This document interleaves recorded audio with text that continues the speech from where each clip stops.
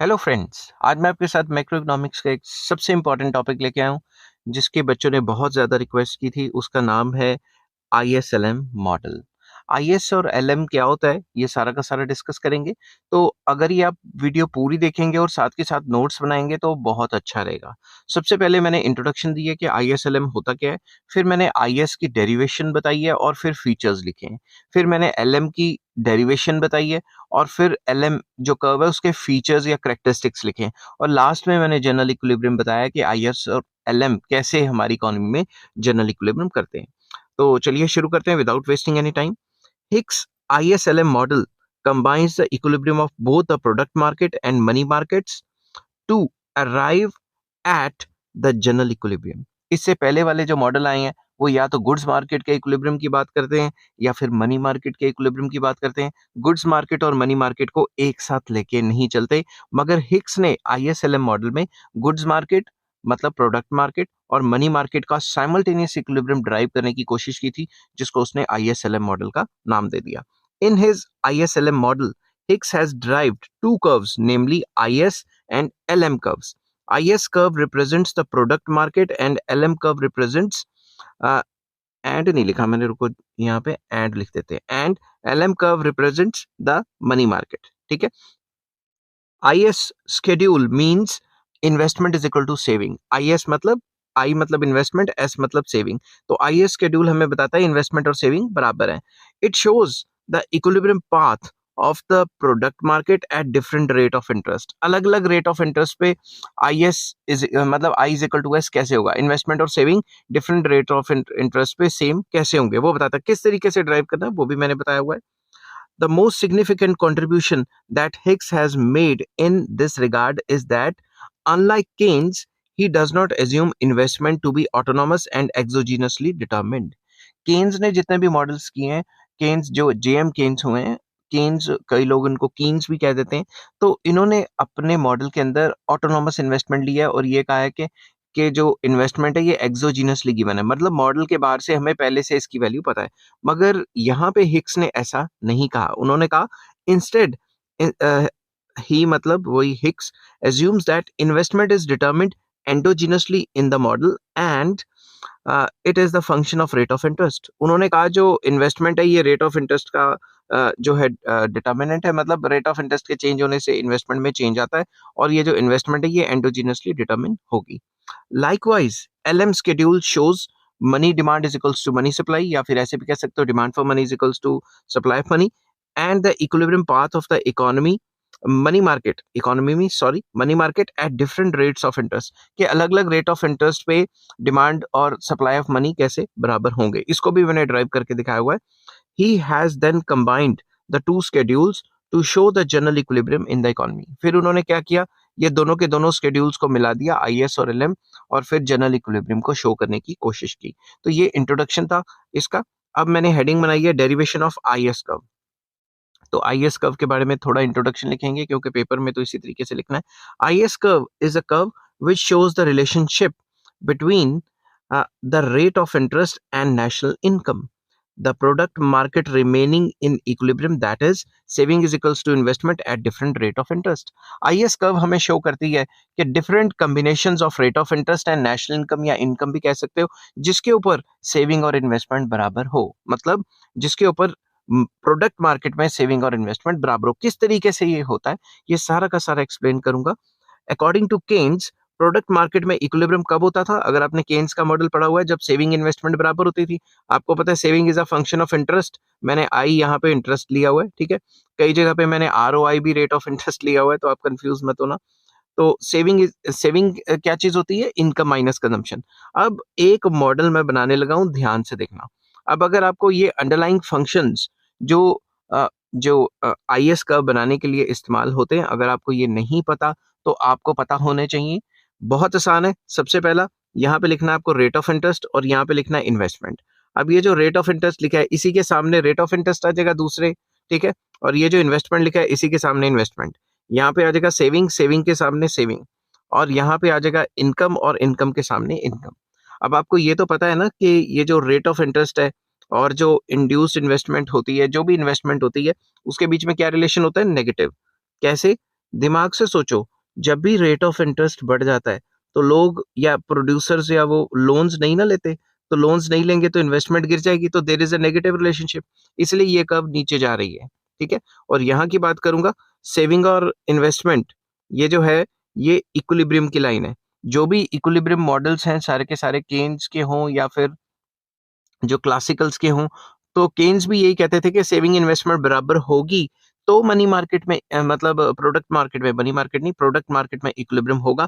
Classicals भी यही कहते थे कि सेविंग इन्वेस्टमेंट हमेशा बराबर होती है और इक्विलिब्रियम होता है।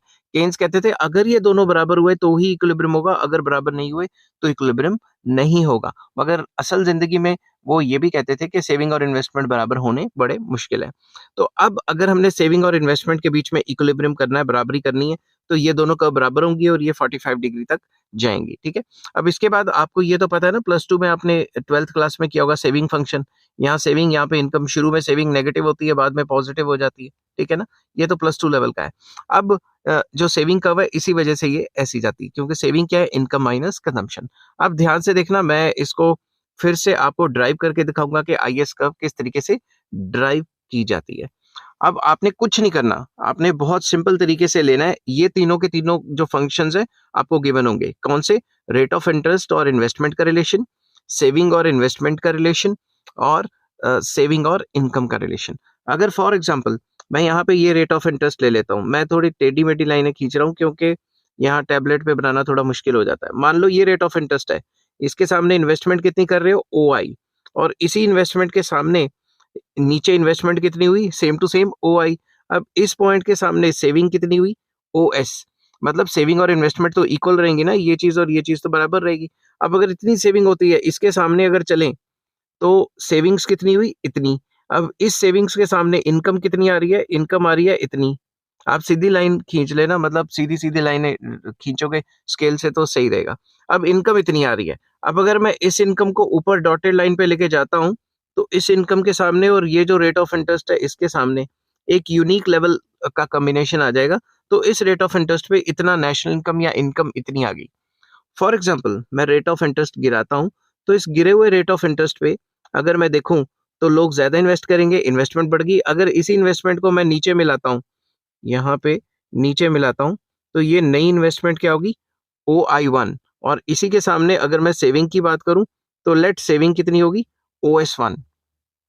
इस सेविंग के सामने अगर दूसरे फंक्शन को कंपेयर करूँ, तो ये S1 होगी, और इसी के सामने अगर मैं लेके चलता हूँ, इस सेविंग के सामने हमारी जो इनकम है, वो इतनी आ गई। मतलब इतनी इनकम लेवल पे आप इतना सेविंग करोगे, तो इनकम लेवल Y1 होगी। अब इसी इनकम लेवल को या नेशनल इनकम के लेवल को ऊपर तक लेके जाता हूँ, और ये जो मैंने रेट ऑफ इंटरेस्ट लिया था, इसको लेके जाता हूँ, इसको आपस में मिलाता हूँ, तो ये जो नया रेट ऑफ इंटरेस्ट है, इसके सामने ये नई इनकम या नेशनल इनकम आ गई।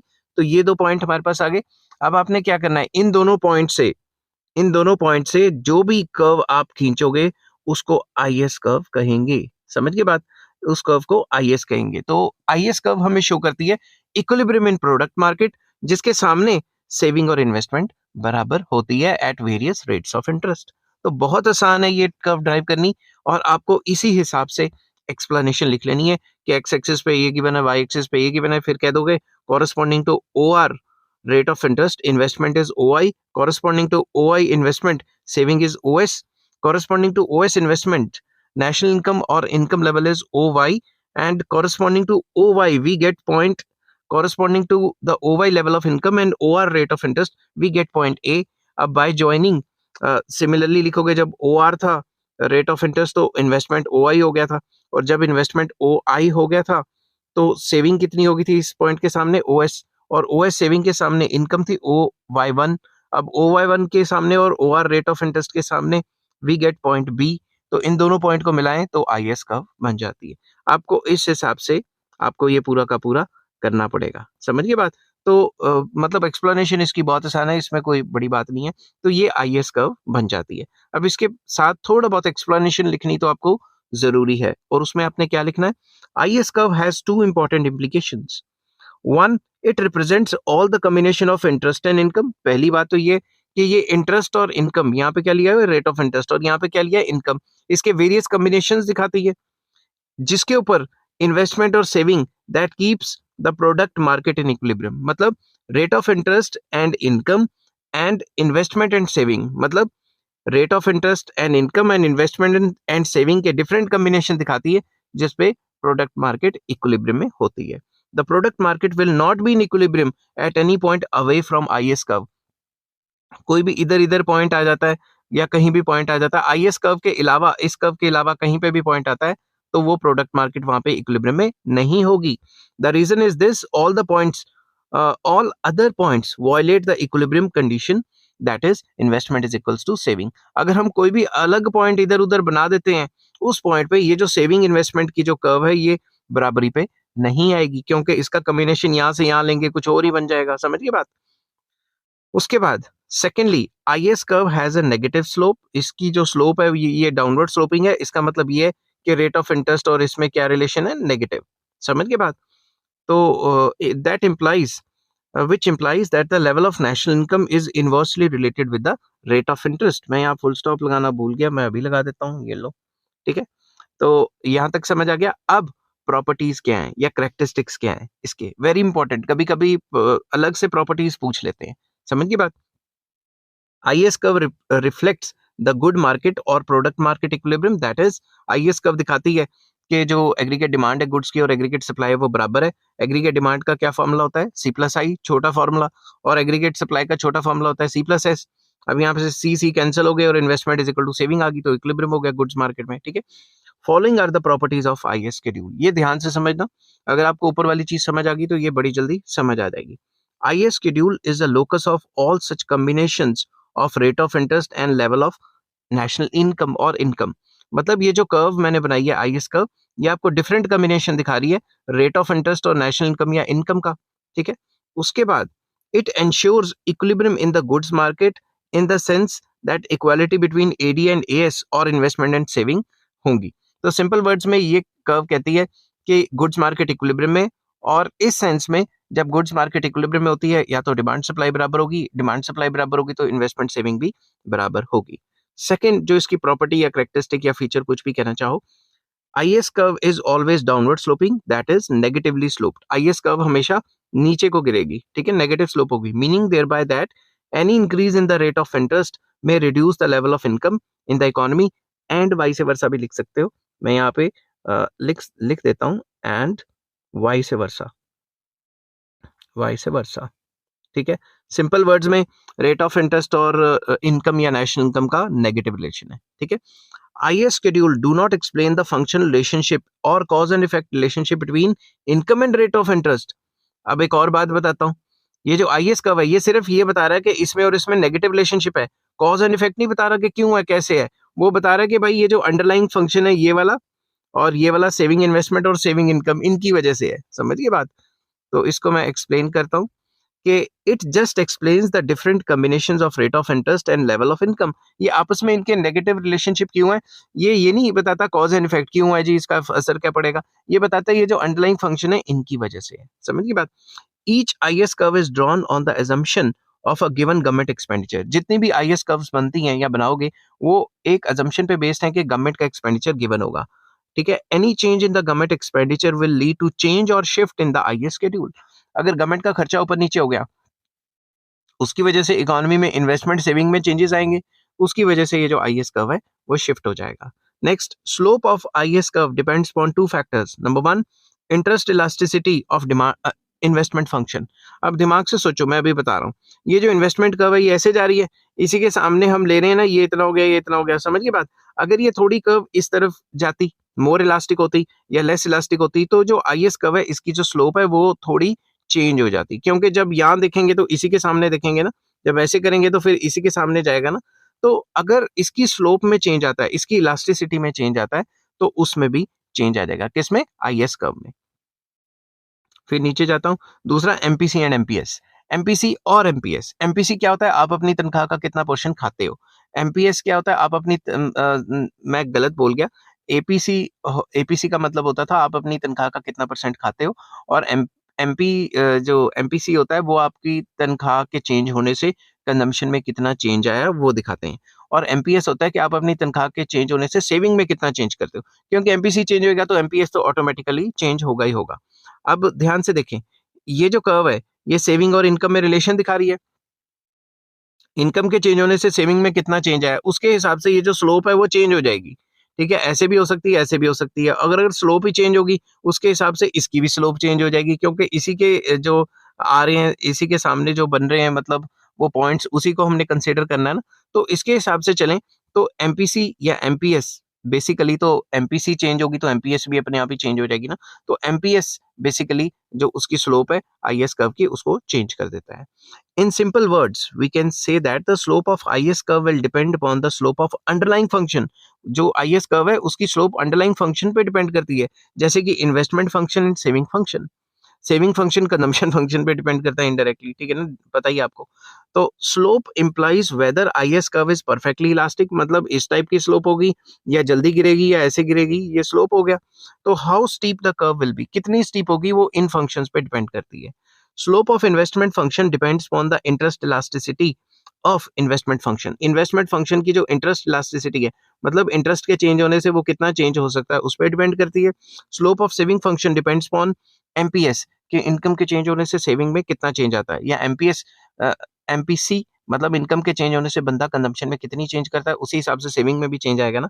If the investment function is highly elastic, then IS curve function will also be elastic and vice versa. अगर वो जो है इन्वेस्टमेंट फंक्शन इलास्टिक होगी तो वो भी IS कर्व भी इलास्टिक होगी। तो आई होप ये चीजें आपको समझ आ रही होंगी। Any shift in the IS curve, that is leftward or rightward, will depend upon the investment, saving as well as government expenditure. अगर IS कर्व, ये जो मैं ऊपर जाके आपको बताता हूँ, IS कर्व ने इधर शिफ्ट होना है या इधर शिफ्ट होना है, वो किस पे डिपेंड करता है, इन्वेस्टमेंट के इधर इधर शिफ्ट होने पे डिपेंड करता है। ठीक है? और जो सेविंग फंक्शन है उसके इधर उधर शिफ्ट होने पे डिपेंड करता है, और जो सरकार का खर्चा है, जो गवर्नमेंट एक्सपेंडिचर है, उसके ऊपर डिपेंड करता है कि IS कर्व किस हिसाब से शिफ्ट करेगी। Any shift in the investment curve will also shift IS curve and vice versa. वही वाली बात। तो ये IS कर्व के बारे में मैंने आपको डिटेल में बताया। अब मैं शिफ्ट हो रहा हूँ LM कर्व। LM कर्व की डेरिवेशन, थोड़ा सा इंट्रोडक्शन लिखूंगा। LM curve shows the relationship between the interest rate and national income, कई बुक्स में इनकम भी लिखा होता है, with the money market equilibrium, कि ये बताता है कि जो हमारी मनी मार्केट इक्विलिब्रियम में होगी, कितने रेट ऑफ इंटरेस्ट पे और कितने लेवल ऑफ इनकम पे, कि different different level of rate of interest and income के जो डिफरेंट लेवल्स हैं, उस पे मनी मार्केट इक्विलिब्रियम में होती है। और मनी मार्केट इक्विलिब्रियम में कब होती है, जब मनी की डिमांड मनी की सप्लाई बराबर होती है। The LM curve can be derived straight away from the money market equilibrium condition, that is जहां पे मनी की डिमांड और मनी की सप्लाई बराबर होती है। ठीक है? अब आपको मैं एक बेसिक सी बात बता दूं कि अगर आपको लिक्विडिटी प्रेफरेंस थ्योरी नहीं आती केन्स की, तो आपको ये समझनी थोड़ी सी मुश्किल हो जाएगी। तो आप इस लेवल पे अगर ये पढ़ रहे हैं ISLM, तो इट इज बट ऑब्वियस कि आपको वो चीज आती ही होगी। तो आपको ये पता है कि मनी की demand is equal to money की सप्लाई होती है। ठीक है? मनी की डिमांड का फंक्शन मतलब क्या है, हिक्स के हिसाब से money demand is transaction demand for money and speculative demand for money. इन्होंने प्रिकॉशन डिमांड फॉर मनी को नहीं लिया। ठीक है? ट्रांजैक्शन डिमांड फॉर मनी आता था कि हमें पैसा चाहिए रोज के खर्चे वगैरह निकालने के लिए, कंपनी को भी पैसा चाहिए रोज के खर्चे निकालने के लिए। समझ गई बात? और जो मनी सप्लाई है वो मनी के डिमांड के बराबर होती है, और मनी की डिमांड का ये फॉर्मूला है, तो उनका फॉर्मूला क्या होगा, ट्रांजैक्शन प्लस स्पेकुलेटिव। समझ गई बात? उसके बाद जो मनी की जो ट्रांजैक्शन मोटिव है, transaction motive is a function of income. Transaction motive जो है इनकम पे डिपेंड करता है, और जो स्पेकुलेटिव डिमांड फॉर मनी है वो रेट ऑफ इंटरेस्ट पे डिपेंड करता है। ये चीजें तो आपको पता ही हैं। समझ गई बात? तो ये दोनों की दोनों चीजें आपको पता ही हैं। अब मैंने ये जो शॉर्ट फॉर्म ली हुई है ये बता देता हूँ इधर। MS जो होता है वो सप्लाई ऑफ मनी होता है, MD जो होता है वो डिमांड फॉर मनी होता है, MT जो है वो ट्रांजैक्शन डिमांड फॉर मनी है, MSP जो है वो स्पेकुलेटिव डिमांड फॉर मनी है, और ये जो Y है ये इनकम है, और ROI है ये रेट ऑफ इंटरेस्ट है। ये सारी चीजें जो हैं इनके ऊपर जो है ये वैल्यूज हैं। ठीक है? इसके बाद जो फॉर्मूला है ये एक्सप्लेन करेंगे कि फॉर्मूला क्या है, ये एक्सप्लेन करने की कोशिश करेंगे।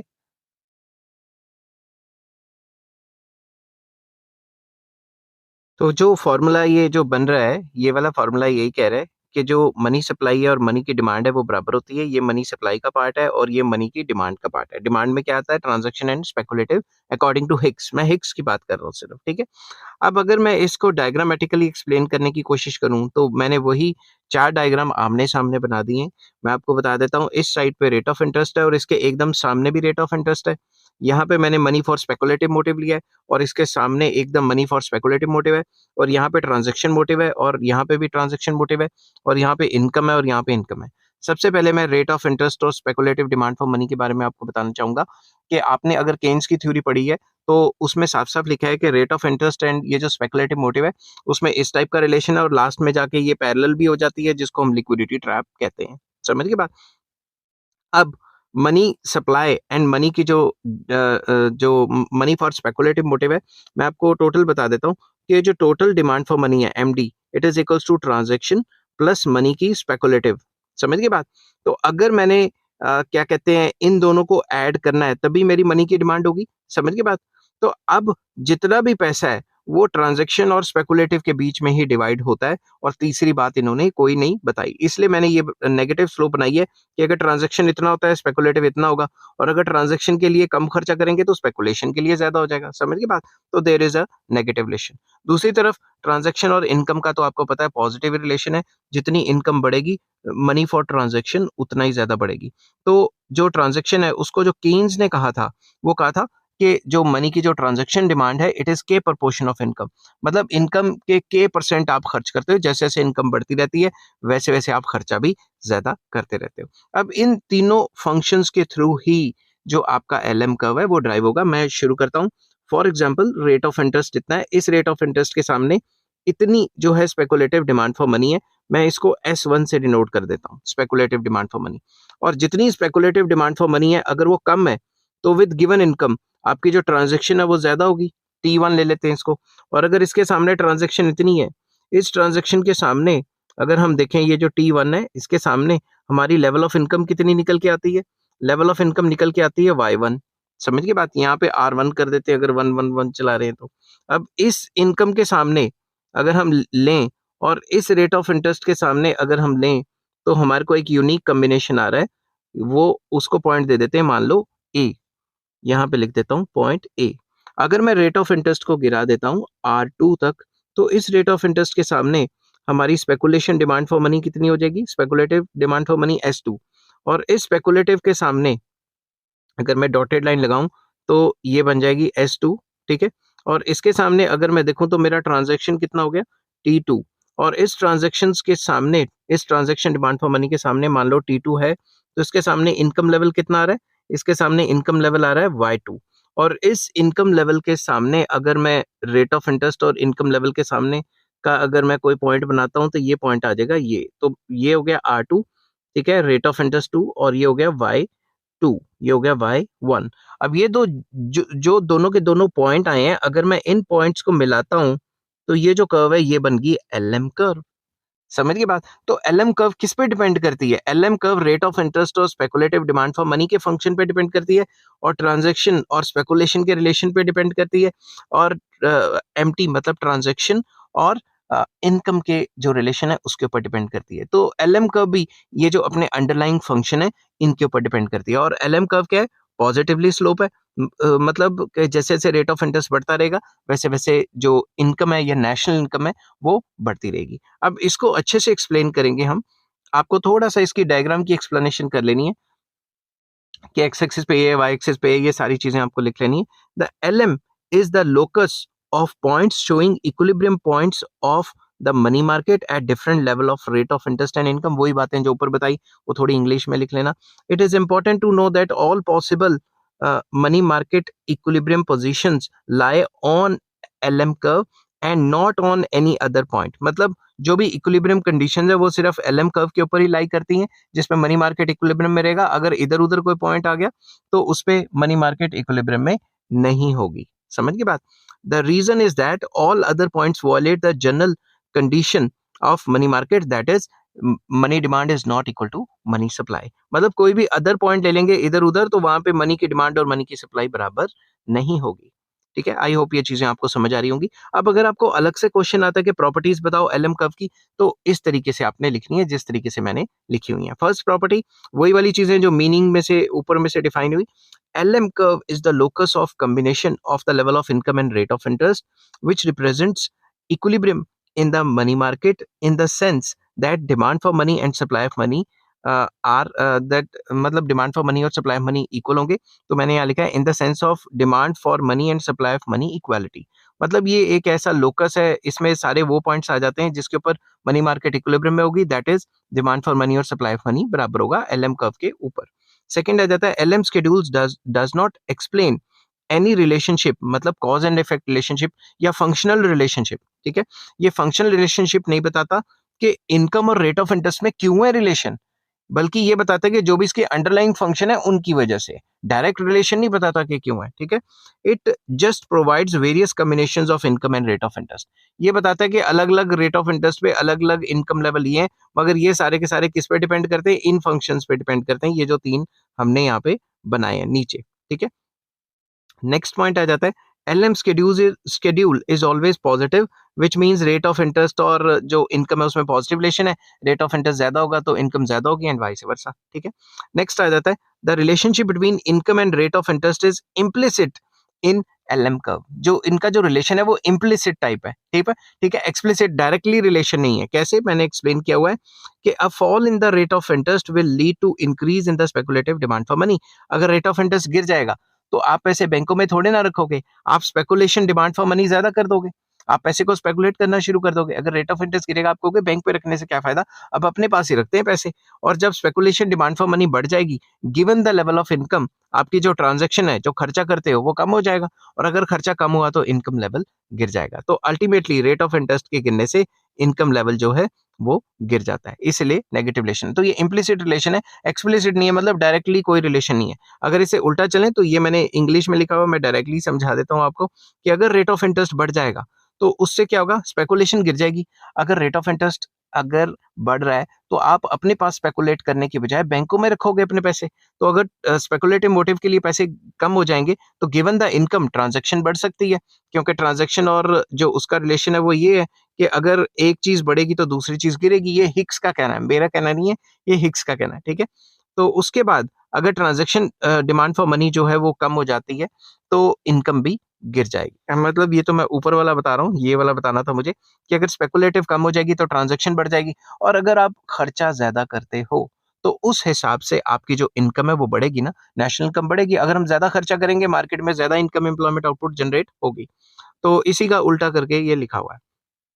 ठीक है, उसके बाद आ जाता है each LM schedule is drawn with respect to a given money supply, any change in the money supply will change the LM schedule. तो इसमें ये बताया हुआ है कि जो भी एलएम शेड्यूल है, जैसे मैंने आईएस शेड्यूल को बताया था, एक गिवन जो पब्लिक एक्सपेंडिचर है उसके ऊपर है, अगर पब्लिक एक्सपेंडिचर चेंज हो गया तो ये भी चेंज हो जाएगा। सिमिलरली ये जो एलएम शेड्यूल है, ये गिवन मनी सप्लाई पे बेस्ड है, अगर मनी सप्लाई ऊपर नीचे हुई तो इसकी भी चेंजेस आ जाएंगे इसमें भी।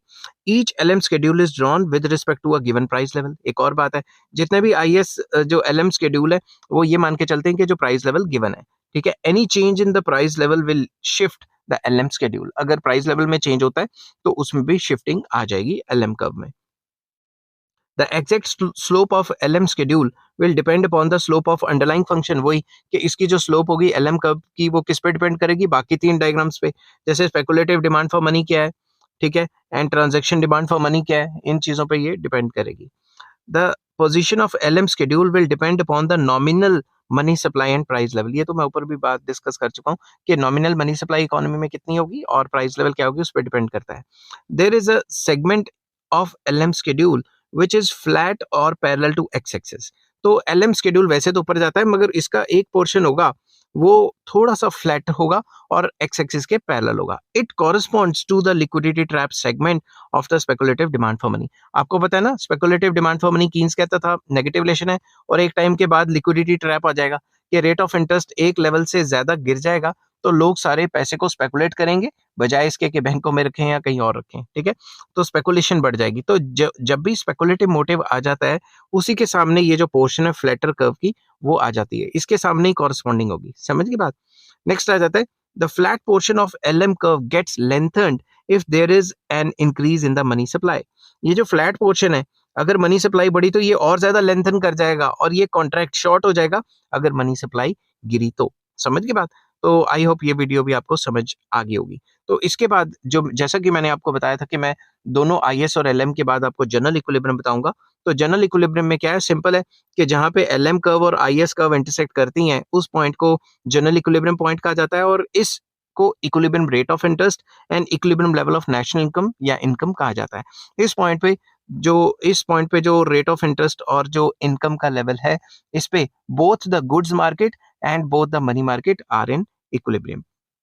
तो ये सारी की सारी वीडियो थी आईएस और एलएम के ऊपर। अगर आपको पसंद आई हो तो please like, share, subscribe, comment भी कर सकते हैं। और अगर आपको आईएएस का कोई और टॉपिक आए तो उसके ऊपर भी मेरे को बता सकते हैं कि इस पे आपको वीडियो बनानी है। तो मैं वीडियो तो जरूर बनाऊंगा, मगर वीडियो बनाने में थोड़ा टाइम लग जाता है क्योंकि अच्छा रेलिवेंट मटेरियल लिखना होता है और 10-15 किताबों से छान-बीन करके लिखना पड़ता है। अब मैं ऐसा नहीं कहूँगा कि ये भाई मैं कोई अपने मदर के पेट से या फिर अपने दिमाग से पैदा होते ही मुझे इतना सब कुछ आ गया। ऑल्दो मुझे काफ़ी बुक्स पढ़नी पड़ती हैं, उन बुक्स में से अच्छा-अच्छा मटेरियल निकालना पड़ता है ताकि बच्चों के लिए, स्टूडेंट्स के लिए पेपर के हिसाब से मटेरियल तैयार किया जाए। ऑल्दो सारी जो हाई-फाई बुक्स हैं उसमें एलएम कर्व अच्छे से डिटेल में दिया हुआ है, मगर पेपर के पॉइंट ऑफ व्यू से क्या-क्या लिखना है सिलेक्टिव मटेरियल, वो लिखने में टाइम लगता है और ऑडियो रिकॉर्ड करने में और एडिटिंग करने में भी टाइम लगता है। इस वजह से वीडियोज़ आने में टाइम लग जाता है। आई होप आप मेरी मजबूरी समझते होंगे। जो भी आप मुझे वीडियो बनाएँगे मैं अल्टीमेटली बनाऊँगा ही बनाऊँगा, but it will take some time. Take care, bye bye.